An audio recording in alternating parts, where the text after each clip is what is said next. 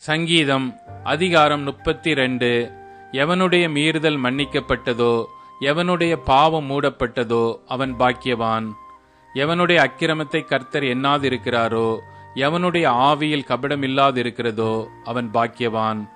நான் அடக்கி வைத்த மட்டும் நித்தம் என் கதறுதலினாலே என் எலும்புகள் உலர்ந்து போயிற்று. இரவும் பகலும் என் மேல் உம்முடைய கை பாரமாயிருந்ததினால் என் சரீரம் உஷ்ணகால வறட்சி போல வறண்டு போயிற்று.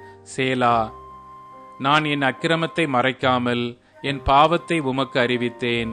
என் மீறுதல்களை கர்த்தருக்கு அறிக்கையிடுவேன் என்றேன். தேவரீர் என் பாவத்தின் தோஷத்தை மன்னித்தீர். சேலா.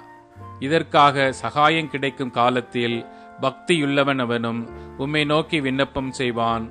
அப்பொழுது மிகுந்த ஜலப்பிரவாகம் வந்தாலும் அது அவனை அணுகாது.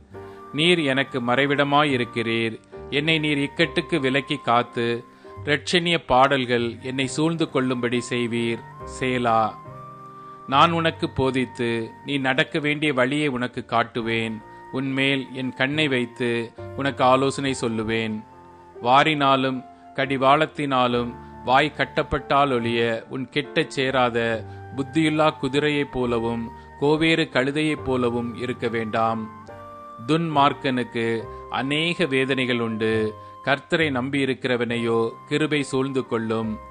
நீதிமான்களே, கர்த்தருக்குள் மகிழ்ந்து களி கூறுங்கள். செம்மையான இருதயம் உள்ளவர்களே, நீங்கள் எல்லாரும் ஆனந்த முழக்கமிடுங்கள்.